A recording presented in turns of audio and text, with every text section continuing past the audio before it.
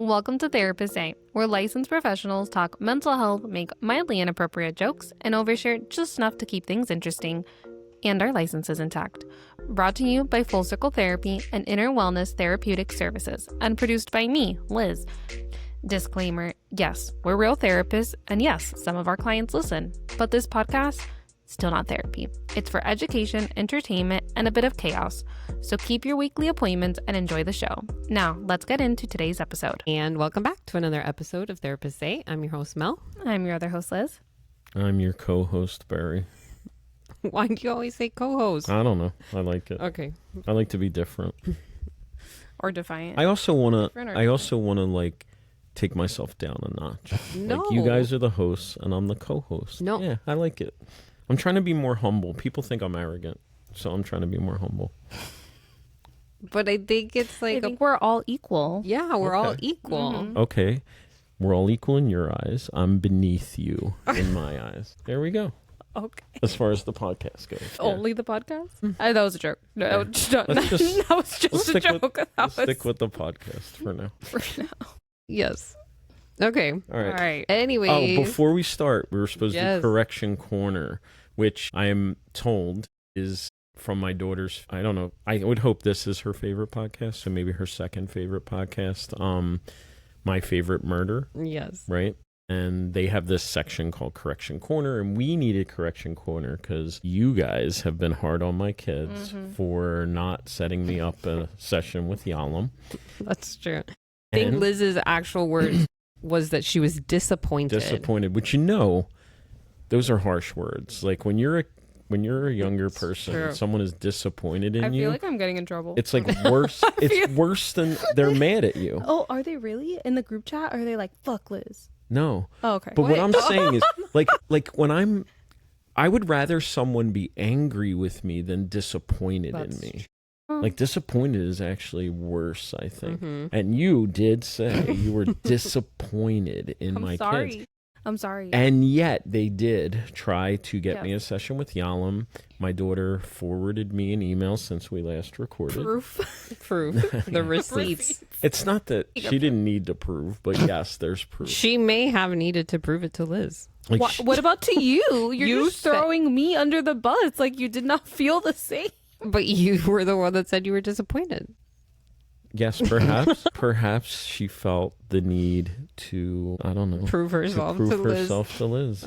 I'm Aw. sorry. Perhaps. I'm sorry. Okay, but she did. She did. She sent did. me an email Mhm. that she had emailed Yalom, and Yalom emailed back and said he doesn't do that anymore. And then since then, I finished the book, and at the very end of the book, the afterword, the very first paragraph is by his son, who, I guess is now a psychologist in writing, said that his dad doesn't see patients anymore at all, like no one at all. Had Yeah. you finished the book, then we would We would have known. Yeah, we would have known. Oh, so it's my fault now. Yes. Right, it's my fault Liz was disappointed in my kids because I hadn't finished the book. All right, I see how this works. It's valid. See, I am beneath you guys. Oh my God. All right. Okay. So we're I'm sorry to all the Right. Barry children. And credit, we might have a corrections corner here and there when we make mistakes. So Mhm. we will credit My Favorite Murder with inventing that terminology, and we're stealing it. Yeah, Thank you. that's it. Yep. Thank you, My Favorite Murder. Yes. Yes. All right. So are we going to get into the question? I think so. Okay. All right. So I have a question today. Okay. And my question. Well, I want to say Okay. the impetus, I think, for the question was that in some of the previous episodes, I have come across as from you guys, like I'm the therapist kind of person, and you guys are sharing more intimately than I am, right? So there's this. I don't know. Some feedback I've gotten is that the impression is that I'm not Above us? disclosing things. Oh, so we're going to try to break you today. Yeah, try to bring me down a No. few notches. Yeah. Not bring you down. Break me. That's where Break me. bring me down a couple notches versus break me. Okay, so you don't want to bring me down. You want to break me. That was Melissa's me. words, That was not me. mine. Mel wants to do. Okay, Her. maybe it's just me saying that I want to get a little deeper today Okay. Okay. in our conversation. Okay. So this let's was see the, if we do it. So Liz felt this was the harder question for me, right? Was it? Isn't that how you felt? That this question It was. would be a tougher question for me, or to make me open up more. Why are you laughing? This would be the question to make me open Because up more. I'm laughing because after I told Mel my second question, she says that I confused it. The Yeah. harder question. And then I thought she confused it. Right. Did you? Why are you pretending I like think- we didn't have this conversation? I We think- did, but then I Like, are want. we still- She wants your opinion now. No, I know, but now I'm asking. Like, I don't know. I don't know. Did you confuse it? I did. Oh, you did confuse it. Yes, but I think we're just gonna still go with this. Oh, so this was actually the harder question Holy for me. Yeah. Oh. Well, just ask whatever question you want. ask the harder question. I don't care. What if we switch do what it? you do. What if we switch it? Do what you do. Do you remember my harder question? A little bit. I do.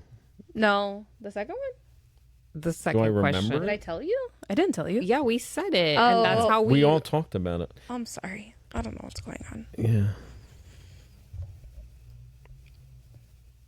So what are we doing? Don't edit out this long silence where we're all just staring at Staring each other. at each other. No, okay. edit that All out. right. Let's do this.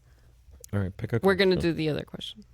Maybe it would Just be let her cool. ask a Yeah, let's question. do Okay. that. Ju- Okay. You know what? Just close your eyes, shake up your head, and ask whatever question Free comes out. association. Yeah, just ask whatever question comes out, No, so we because can then I'm move gonna this talk along. about like rocks again. Oh my god. Cement and rock. So my question is, how healed does somebody have to be before they get into a relationship? That's your question, That's the question. and I'm this going is the with. hard question for me No, it's because for Mel. because I'm never healed. Because I'm never healed. I didn't say that. You're breaking me. I remember my second question to you. Okay, let's go with the first question. My first question is, how do you need to be before you get into a relationship emotionally? Okay. Obviously, you're like bleeding out of your arm. No, can't get into a relationship right now. You know, maybe that would actually make things difficult. If you're Right, but because she's making fun of you because you said emotionally as opposed to like I just got Physically. shot. Is it okay to get in a relationship? She's making fun of you. That was the point. I can't even see your. So the question our is, listeners are going to be so annoyed with how well, much it you depends. laughed. It depends on how well the editing goes. Yeah, I'm gonna Oh, edit okay. it. All right. So how healed do you need to be to get in a relationship? I mean, I feel like that question is very broad, right? And the way I initially interpret it is like you were in a relationship, it broke up, and now you're looking to get in another relationship. And how healed should you be? And I think that's why I specified emotionally, because I actually mean In case your partner stabbed you when they left. Like, should the scar Still be healed? Still no. Still no. Yeah. You got All right, we're a joking around a shark lot. We're ate joking. your arm. And We are not professional comedians, remember. Like, let's get this back on track. all right, we're all right. Yes, we're therapists. I feel like a rule that comes to mind that I think is pretty good is for every year you were in a relationship, it takes about a month to grieve that relationship. I think that's average. Like, some people will grieve longer, some people a little shorter. But I think if people, their heart's broken and they are like desperate to be in a relationship with someone else. Yes, me. Hi. Really?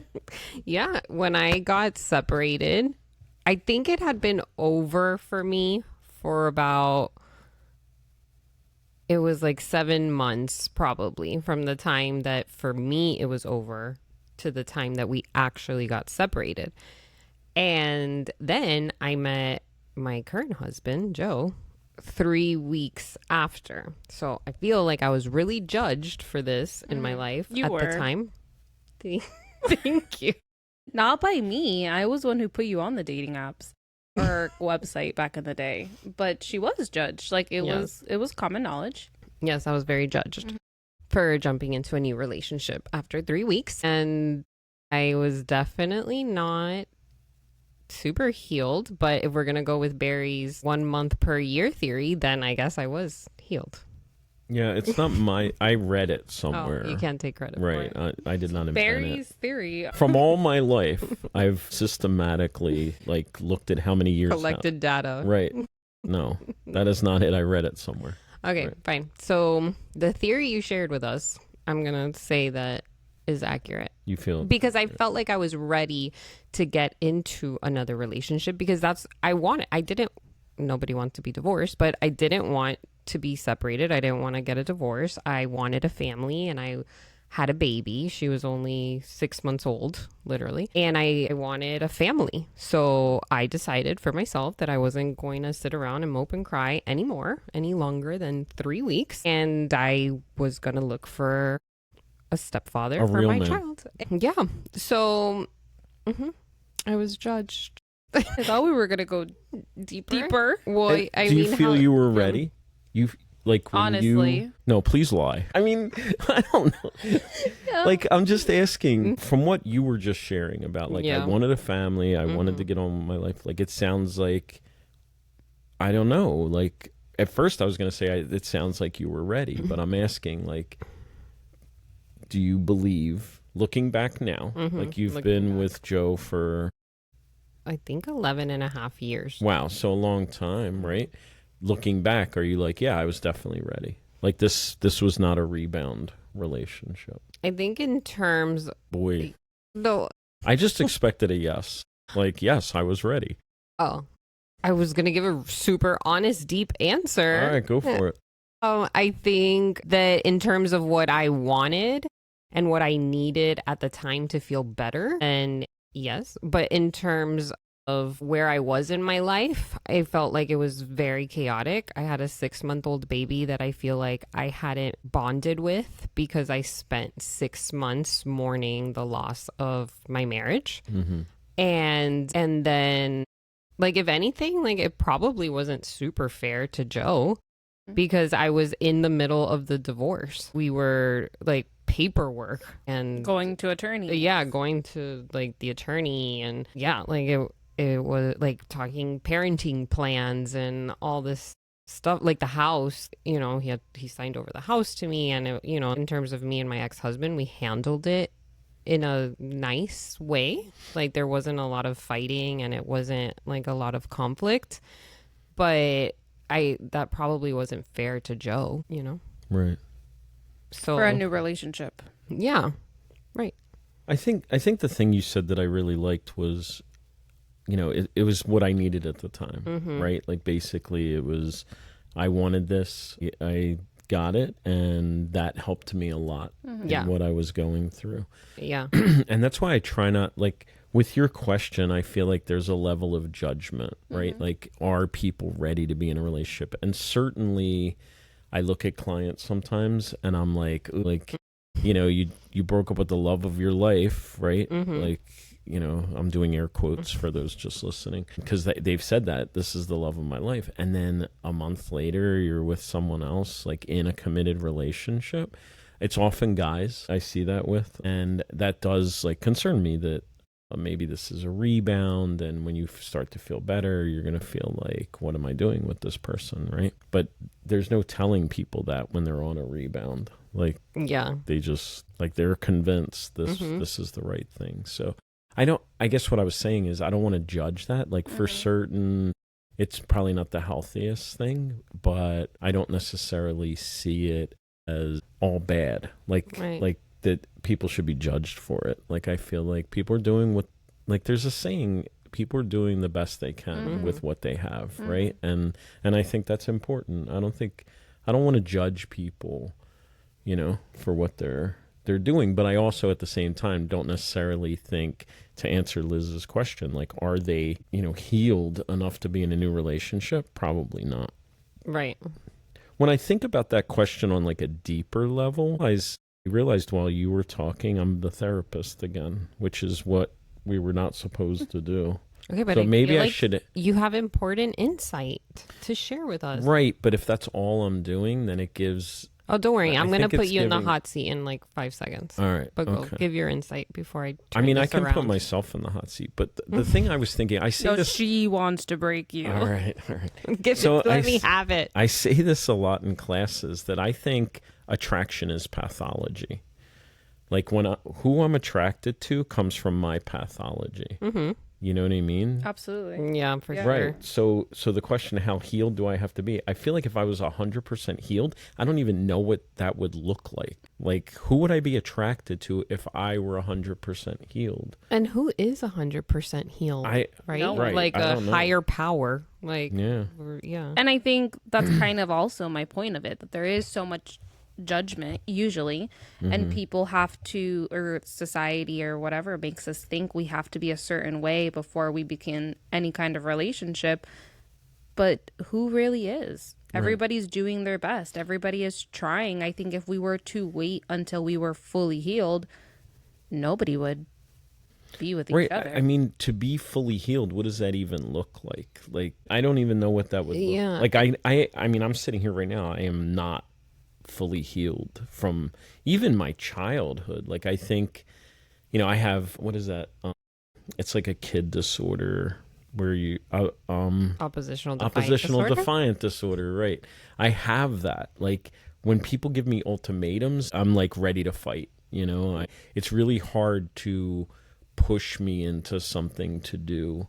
And where's that come from? Childhood, right? Like, if I was healed of that, it wouldn't bother me. Like, when people, if I was like, Stephanie, get me coffee, like, you know what I mean? That wouldn't, like, if Stephanie were like, William, get me coffee, you know what I mean? I wouldn't. But, She would not get coffee. right. She would not. Yeah. Like, I don't like being told what to do. And my life is in a good place where I don't have a lot of people telling me what to do. But that, I'm just making the point that that isn't even healed from childhood, and I'm old, right? Like there's still things from my childhood that impact the way I behave to some extent, at least. Right. So yeah, what would 100% healed look like? I don't even know. And then it's also, like, I mean, what keeps coming to mind is someone diagnosed with like BPD, borderline personality disorder. Like, Right. I think now that's like a whole different topic, but I would hope that someone diagnosed with BPD would be actively in therapy and working on themselves. There's another thing that comes to mind when I think of that, like you bringing up borderline personality disorder, because that's very relational as a disorder, right? It's like, I love you, I can't stand you, I'm afraid of being abandoned, right? And how do you, like, that person, yeah, they should work on themselves, but you can't work on those issues outside of a relationship. That's You get true. what I'm saying? Like, Yeah. like whenever someone tells me like I have to end the relationship to work on myself, I feel like that's kind of an excuse. Oh yeah, like 100%. Like, oh, it's not Yeah. you, it's me. Yeah. right. I have to work on myself. Well, why can't you work on yourself in the relationship? Like, Yeah. Why can't you do the hard things? right. If I'm in a relationship with someone person. and they're triggering me, the goal isn't to get rid of them so that I'm not triggered. The goal is to learn how to handle the trigger. I saw a like post the other day that was like, if no one triggered you, with who would you work on your anger and your patience, right? Like, you Yeah. have to be triggered to work on those things. So I think a lot of our work is done in relationships, honestly. Our work on ourselves, on our healing. The problem is people get lazy in relationships and they get comfortable, and then they don't do the work anymore. I say that a lot with couples when we're trying to work on an issue and one partner says, okay, I'm going to try to do that. Right.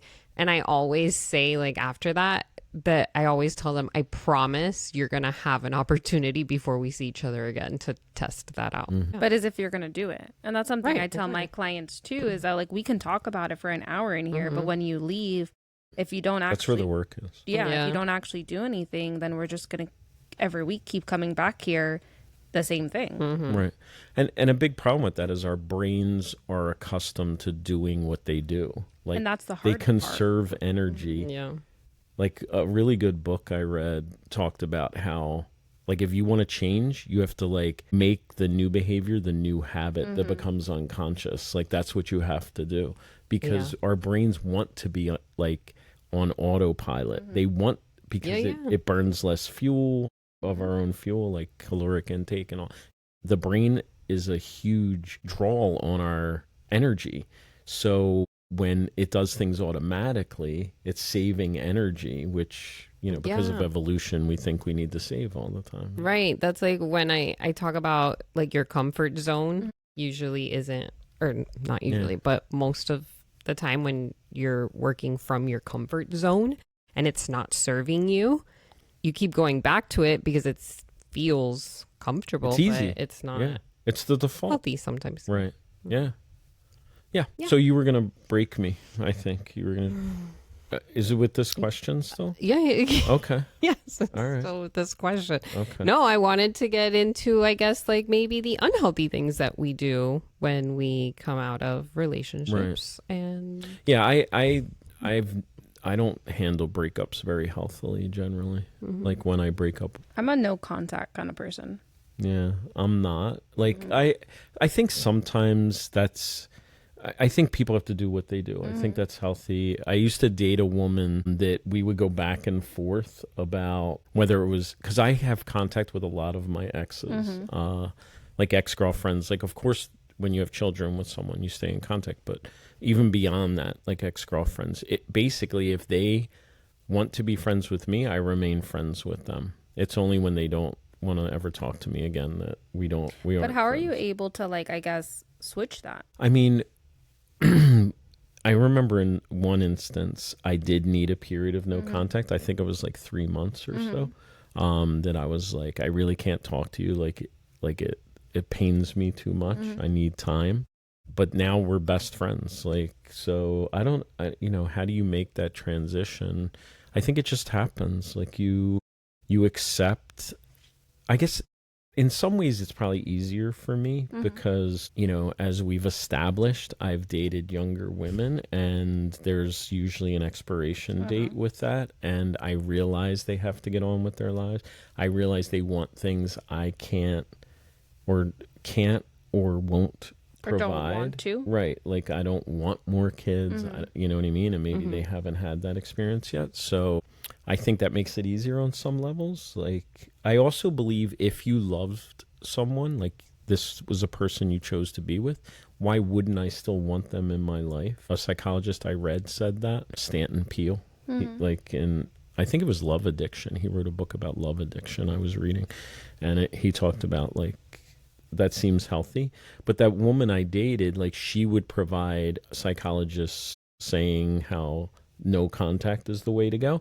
And I was providing psychologists that said it's healthier to be friends. And we confirmation bias. We never came to an agreement, right? Because there's two thoughts about it, right? And it just depends on the people, right? Really, like I'm someone that couldn't do that. Yeah, most of mine when they end, they continue for a little while.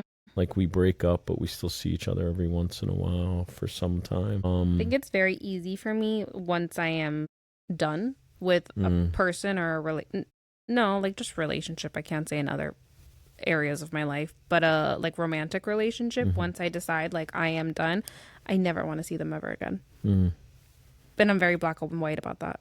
Okay. I think all our listeners know that doesn't sound very healthy. Like just the way you said it. Well, I'm just saying it like it's just different and depends on the people. But like for me, I can really easily pretend like I don't exist. See, I'm very tempted right now to become the therapist again and be like, but why is that, Liz? Like why do you like I don't even want to see them again? Like yeah, I don't know. Like are you so hurt? No, because I'm usually the one breaking up in my relationships. Yeah, I would say all of them. So why do you think it is that you're like you draw a hard line? I don't like you seem like the way you said it was like a distaste. Yeah. And I can get and that is like the thought of the thought of seeing them disgusts you on some level.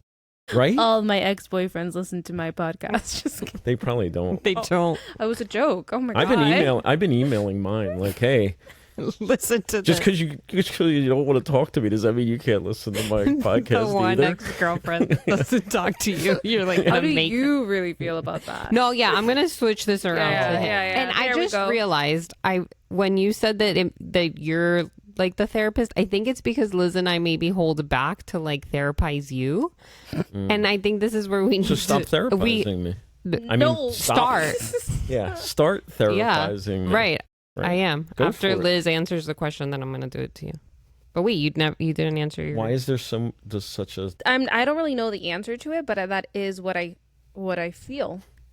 Maybe in therapy you could explore why you feel that way, because you're just like if a client, And then also, when a client says to me, I don't know, it's just how I feel. I'm like, this is fucking therapy. Like, this is what we do. Like, we figure out why. yeah. I think because maybe I get to the point that I realized I was in a relationship that was not good or But maybe healthy, and maybe I realized that I put myself in a place that I shouldn't have been. Maybe the disgust is more with myself, that I felt my self-esteem was not high enough to want more or better, and then I finally one day just wake up and I'm like, Yeah, because you just said that no one's ever broken up with you. no, facts. Actually, okay, incorrect. Just one. One broke up with you? Just one. Yes. In high school. I was 17. Broke up with me at Menchie's in the parking lot. Oh, yeah. Yes. At least it was to your face. It was to my face, yeah. Yeah. And then he told all his friends that he would have gotten back together with me if he wouldn't have talked so much shit. Yeah. If you wouldn't have Him. talked so No, much shit. him wouldn't have talked so much. Oh, he talked a lot of shit, From, so like- he couldn't get back Yeah, with yeah. you? Okay. All right. You were going to break me. I am. I feel Okay. We're hyping it up. I know we're hyping it up too much. And I keep saying breaking because back in the day when I first became a therapist, I had this, I still work with a lot of men, but there was one point that all my clients were men, and I had found online this sheet for working with inmates, and it was like men that were in prison. And I think we know what inmates mean. well, no, I said inmate, and it could be a woman. We're in prison. Because the paper that I printed was for men that were in prison. And I said inmate, and a woman could be an inmate. Okay. Right. Let's leave that in. That will be left in. I'm clarifying. People can't really see us, so I feel like we have to be like... They more actually can on but- YouTube. They do see us. Okay, but not everybody listens, Right. like watches us on YouTube. I don't like watching podcasts. Me either. Yeah. Is that the tough question? Listeners are going to fucking hate this. I don't know. Okay. We've covered some good stuff. So Yeah, far. we have. Okay, I had a worksheet that Or inmate men. for men Who in are prison. Yes. And every time I would use it with the men that I would see in therapy, I would get them to cry at the end. And I was very proud of myself for that because we were doing good work. But anyways. Yeah, that is good work. I worked with, they weren't inmates, but they were like, it was a male addiction group, but most of them were court stipulated, so they had probation or parole. And that's a tough population. Especially if they're in I don't a think I group. made any of them cry. No. I didn't try. And it was mostly a lot of male posturing. Exactly, because it was it was a group Right. that I'm sure it So would yours was individual? No, this was individual. Yeah. Plus you're a woman. Like, I feel like, and I say this all the time, like I feel some people would do better with a female therapist and some people do better with a male therapist. I definitely do better with female therapists because I have a tougher time being vulnerable to other men. Yeah, right. It becomes, a pissing contest about who's tougher or whatever. So Yeah, exactly. cut that out. That sounded awful. No, it didn't. You were being honest. Okay. Not to who's tougher, but like it's male posturing. Of course. Like I just don't feel as vulnerable to a guy. Right. Right. Exactly. Okay. So I had asked about Sorry. Fake cry. I had asked about the unhealthy things that we do in relationships, and somehow you therapized your way into asking Liz a therapy question. Okay. I didn't realize that happened. Of course not, because you did it. What are the unhealthy things I do? When you have a breakup. I think men typically. There I here go. we go, Right. Mr. Right. Professor. Okay. All right. What do? I have had a history of just being a whore. Right. That's what I do. Oh, there you go. You're being Historically, honest. I think that's one of the coping strategies I have. Right.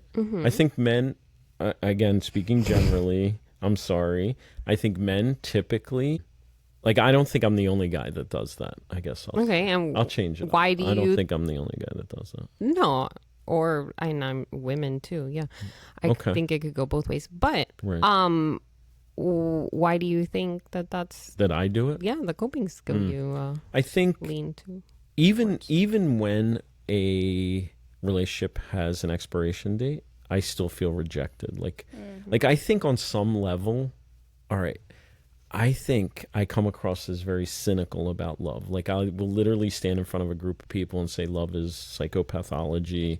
Like, you're only attracted to your partner because of your own shit, right? I will say all that. But I think on a different level, like I contain multiple levels, right? I'm a hopeless romantic, and I think love will win the day, you know? So I guess at times when, even though it had an expiration date, even though logically I know this should end, I think I feel like, well, if love were strong enough, we would have figured it out. And then I'm sad, right? And for me, like I have a lot of coping, I think some healthy coping strategies. Like, I exercise. I generally, when I go through a breakup, my exercise doubles practically. Like, I run more, I get outside more. Like, I'm like more active physically because I'm trying to stay out of my apartment. Like, I live alone. You know, I have a dog, but I live alone other than that. And I spend a lot of time alone, right? So I think I try to get out more. That's like a healthier strategy. Yeah. But I think because I'm heartbroken and I feel rejected, I want to feel wanted and validated. Therefore, I just start going through my phone and seeing who will sleep with me, basically. Nice. Yeah. And does it typically last long? That stage, yes. Like, Does it typically last long? It lasts long enough until, I guess, I don't know. Like, what generally happens? I guess at some point I meet somebody that I actually want to try again with. And then or that is like, the only way I'm going to be with you is if we're monogamous. Right. And then I'll be monogamous. Yeah. Generally, yeah. But that's interesting. Okay. That's an ultimatum. You said you don't do well with ultimatums. Right, but that's different. I don't feel like it's an ultimatum. I hear what you're saying, and I guess it is, right? Like, if you want to be with me, you have to do this. I feel like that comes across better than, if you don't do this, I will do this. So it's more an invitation than it is an ultimatum, I guess. And I also, like... Yeah, because you have a choice. Yeah, and it's not as... I don't know. That's a good point. Like, I do see your point that it's this or that, right? But I guess if I care about that person enough, then, and I get it, like, that doesn't seem outrageous to me. Like, okay, you want me to stop sleeping with other people? That seems reasonable. You know what I mean? Where a lot of like ultimatums, I don't know. I'm trying to think of the last time somebody gave me an ultimatum and how I reacted. But yeah, but I think another part is that you're typically falling in love with this person or in love with them, and you don't with the new person, right? Yeah, I mean, or at least I see potential, or I really enjoy them. I don't want to sound like I'm not enjoying other people I sleep with, like, but the standard. I would hope Just that the throwing standard that is out. lower. Just What? throwing that out there. You're just throwing. No, I'm just saying that the standard is lower. Like, you start out seeing somebody, you're like figuring out, is this somebody that I find enough enjoyment with to make the other sacrifices, right? And I find that with, during that period, there aren't many where I'm like, yeah, I would make this sacrifice. You know what I mean? Yeah. I'm just thinking recently. I mean, I've probably had rebounds also where I thought, oh, this is great, but I can't think of any offhand. Probably a long time ago, I would think. Yeah. Like, you feel rejected and you want to feel loved and wanted, and right, that person makes you feel that way, and then you're like, I'll just be with them. Yeah. Yeah. I mean, I think that's like exactly how I felt after my separation, is the kind of like what Liz said. Your self-esteem takes a major hit, and then you think that the only way of feeling better is finding somebody else. Isn't there like a saying To get over someone, you got to get under them. One of my clients said that saying to me recently. Yeah. Or, but she said she doesn't agree with it. That was actually like, she said that, and then she's like, but that's not kind of who I am. I wonder if she said that because she was kind of judging herself. I don't know. I mean, she hasn't really left the relationship, in my opinion. Like, it's, yeah. like it's an unhealthy relationship, and we're working on her leaving it. I think that's what we're working on. That's what I'm working on. No, I'm just kidding. We don't do that in therapy. Like, it's the client's goals, but I do think it's unhealthy. I think she knows it's unhealthy, and we're working on it. But she did say that saying. Yeah, that might have been the first time I heard it. Yeah, I kind of believe it. Yeah, honestly, I don't know. I don't know. I feel like you can sleep with people and still be grieving what you lost. So you're not over it. To get over someone, you got to get under someone. Yeah. You're not really. Well, like maybe not in that exact moment that you are physically under the person. What do you think, listeners? Comment below. Comment below. I think a lot of people do believe. This goes back to your question, like how healthy do you have to be, or how healed. I think that goes back to Liz's question, because I don't think believing that I need someone else to get over someone, even though I do think it works. Like, I've seen people, they just do much better. I do think it's healthier to feel okay alone before you couple with someone again. That's a very existential approach. So, like, getting in touch with the fact that ultimately you're alone and you're in your own skin, and you're the only one that has your thoughts, and no one can ever save you from yourself. Like, you are with you forever. I think coming to real grips with that, the existentialist approach is you have to do that before you can bridge the gap to another person. That's one theory for your question, like one answer. Yeah, I think that's the healthier way. Yeah, it is. But I think a lot of people have issues with doing that, like me. I remember when I was younger, therapists have said to me, like, you're afraid of being alone. And I'm like, no, I'm not. But I realized looking back, I probably was. Oh, yeah. Like, now that I'm alone so much more, I think I've gotten much more comfortable with myself and being by myself, that I don't need someone to distract me from myself all the time. Yeah, that's true. I used to get so sad, like genuinely sad, when I would see someone having lunch by themselves. Like, I remember thinking, like, oh my God, they don't have anyone to have lunch with. And like, I couldn't sit there and just have lunch by myself. Like, I remember I'd have to like call someone, and now I really enjoy my alone time. I actually have this crazy... She has this crazy fantasy morning. Every morning she hopes. This is true. We have an elevator here in our building, and every morning she hopes that she gets stuck in the elevator. She takes the elevator every morning in hopes that she gets stuck there alone for a few hours. Yep. I would love to be alone in an elevator. In an elevator, specifically. You should just create some alone time for yourself, I feel like. Yes, we could get real deep into this fantasy of mine, but yeah, it's because I guess I don't make enough time for yourself. Right, which is hard. I mean, you have a business, you have a career or calling, and you have children that rely on you. Like, it does become pretty difficult to find alone time. Yeah, I got really jealous when one of our therapists, Nicole, got stuck in the elevator.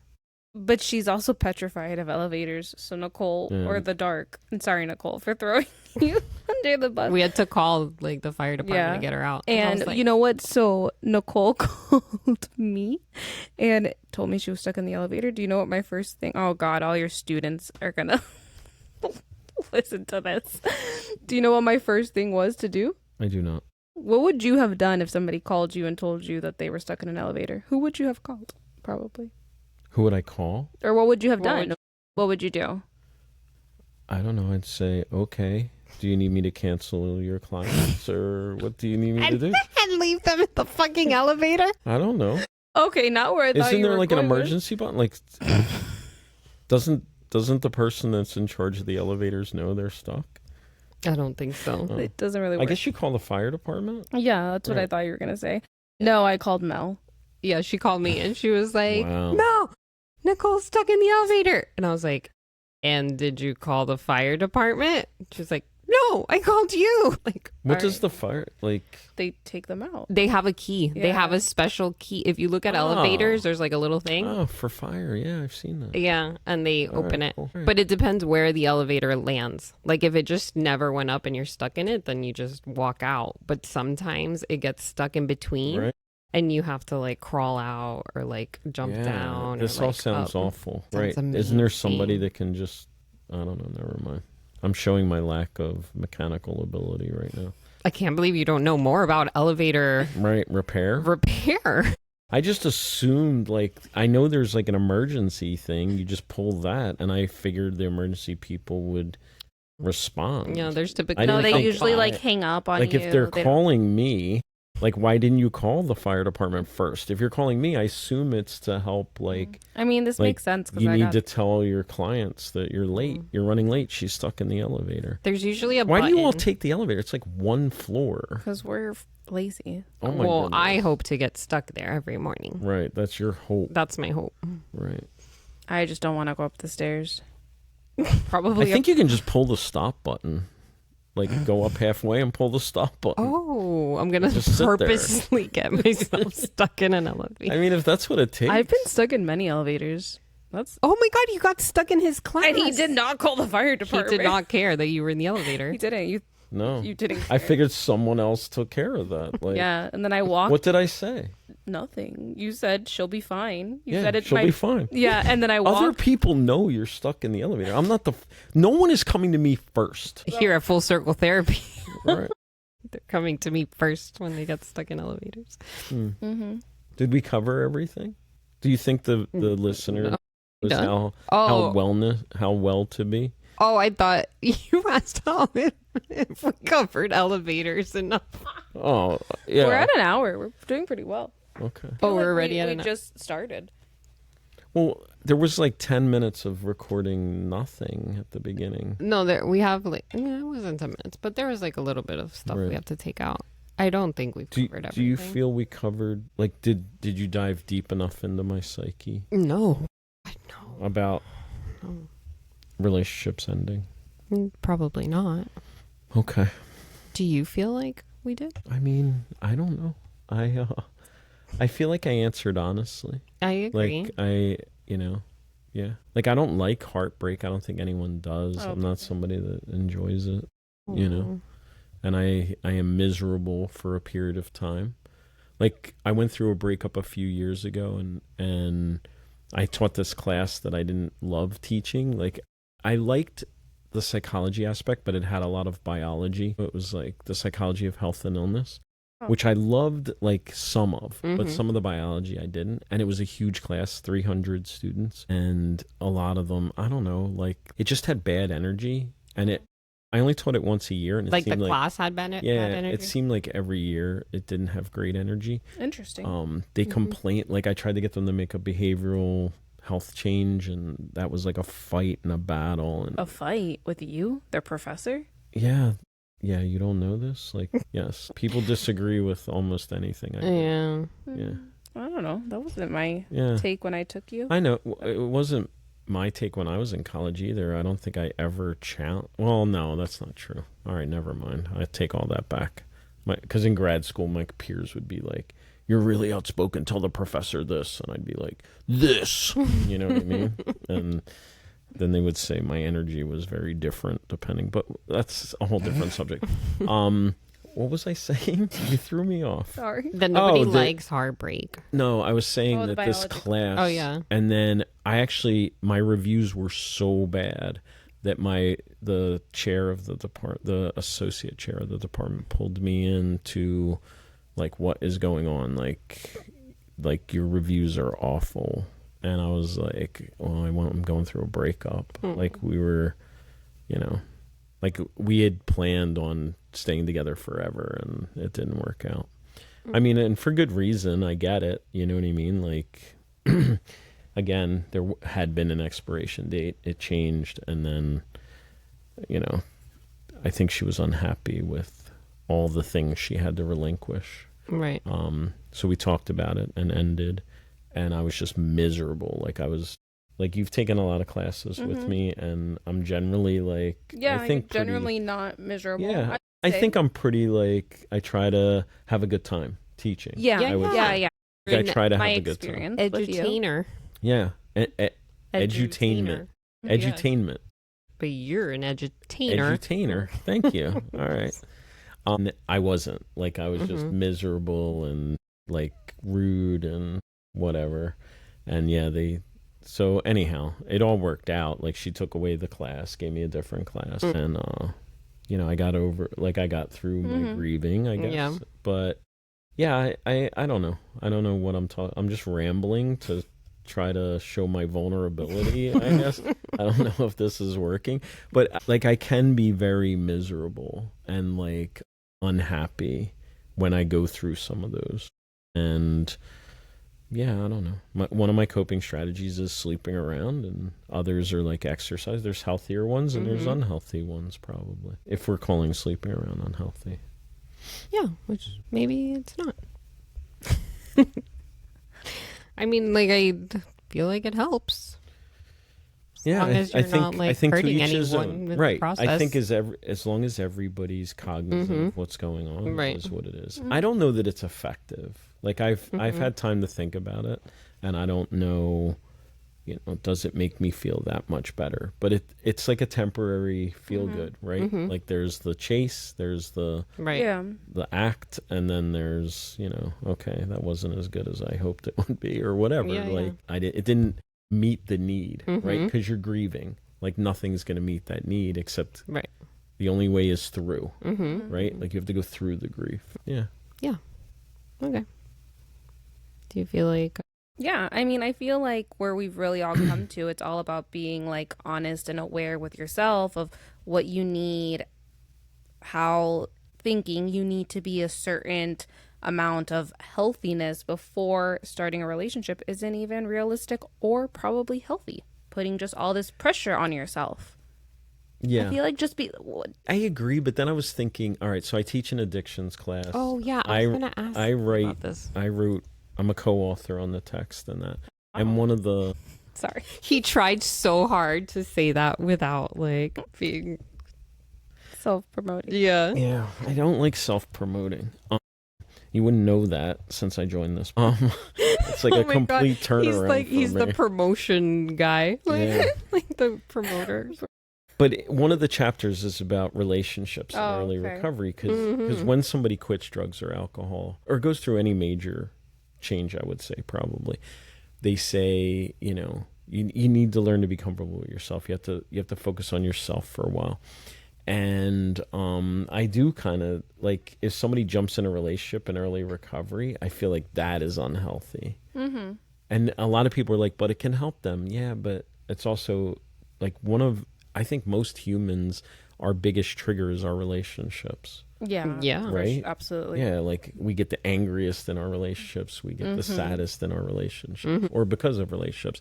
So it's a huge trigger, and I don't know, like as you said, like we can do whatever as long as we're cognizant of it, and I am promoting that, and I'm also saying, but no, like there are times. Maybe it's there's really like unhealthy. boundaries to it.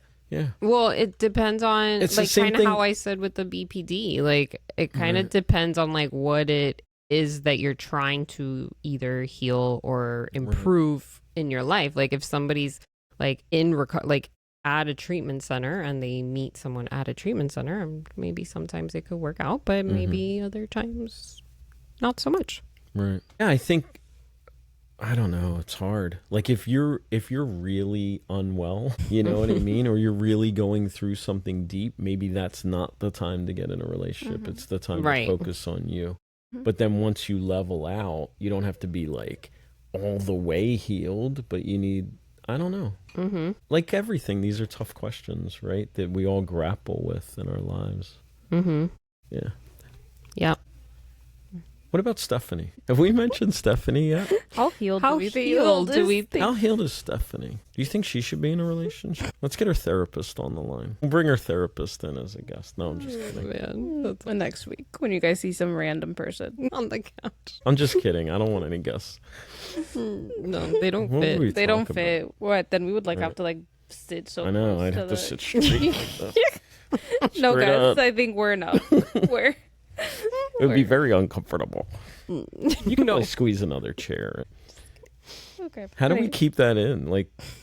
I don't think she came up organically today. She did. She did. I think that was the fourth time we mentioned Steph. Stephanie Oh, has then been cut all that mentioned, out. 4 I times. was sitting here panicking. We haven't mentioned Stephanie yet. We did, right? Yes, we did. At the beginning. Yeah, but none of that was Oh, it depends if we take that out or not. right. No, I still think she was in there. Maybe. All right, you guys are doing the editing. We have enough. Just leave one thing in. Okay. Get One rid of Steph? yeah, One just Stephanie? one of the like the In you a said few we did it months, 4 times. I want a compilation of all of the times we say Stephanie, but we have to wait a few episodes. No. We got one comment. That was such a good discussion that we didn't record about how you get vitriol. Yeah. Right. Like you draw people's anger somehow. Right? I was told once because I made it easy You made it easy. to pick Right. on. I'm an easy person to So pick on. on one of the shorts on YouTube, somebody commented that she doesn't have nightmares. She is a nightmare, which is horrible. Why are we trying to be laughing? funny. Funny. He was Maybe. just trying to be funny. Maybe it's not vitriol. Okay, see, good job. Good job. Good Good reframe. job. Because that's For those what at home, this is reframing. Therapy is working for Liz. Yes. Because this is what I say. I say that I think you take offense to certain things and then that's it becomes a thing. But if somebody told me I was a nightmare, I genuinely laugh. I think I genuinely laughed. Yeah. Maybe. It's like the saying "hell is other people," and I think I put a post that someone else originated, but I posted it that I am other people's hell. It's a good thing. Enjoy, right? Yeah, I'm really just... I am Stephanie's hell. I was going to say that. You're too slow. Well, because I thought okay, now this is the 8th time we mentioned Steph. All right. Save that for another episode. Oh, man. That was good. All right. Yeah, you draw the vitriol. Are we done? Or Going back to me drawing people and people. No. Yeah. That was a good off-air discussion. It was. Yes. Mm-hmm. Anything else we want to cover That was good. today? No, I think... Save the other question for another time. Yeah. All right, cool. Did you break me? No, No, not I at don't all. feel I'm Not breaking. at all. Not even Not close. even a little bit. Yeah, I didn't even feel a dent. Not even close. Honestly. No. Hit her I know. ego, not you. No, it's just I don't know. I'm also Yeah. What about you, Liz? How come you're not therapizing me? I just dropped a pillow. it's fine. Leave I'm it. glad though, because I don't like it. Oh, It yeah. was in my back. I mean, I feel we all hold back a little bit. Yeah. On me? On each other. Yeah, on each other, probably. Yeah, maybe. Yeah. Maybe we should work on that. Holding back. Well, I think as time goes on, we'll take the gloves off Yeah. Yeah. a little. Keep everybody wanting more. Mm-hmm. Yeah, it takes time. Waiting to see how- Building rapport, like in therapy. Yeah. Build rapport. We're in the rapport building Yeah. stage. Build rapport before you rip them down. Yeah. Yeah. Mm-hmm. Yeah. It's true. Okay, All right, guys. that's it. I guess. Yeah. Are we signing off? I What's think our so. sign off? Thanks. What is it? I can't remember. And that's a wrap? Well, Did we mention Stephanie? I don't think we did. Damn it. okay, guys. Thanks for listening. Leave a comment.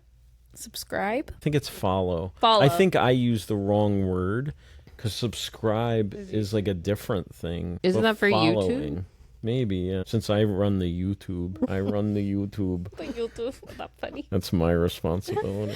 Yes. Okay. All right, guys. I guess that's it. That's it. That's it for today. And that's a wrap on this episode of Therapists Say. Your copay is emotional vulnerability and a 5-star review. Whether you're here for the chaos, the clinical insight, or just to feel better about your own life choices, then thanks for hanging out. New episodes drop monthly, so don't ghost us. Follow along and come back for more rants, realizations, and whatever this is.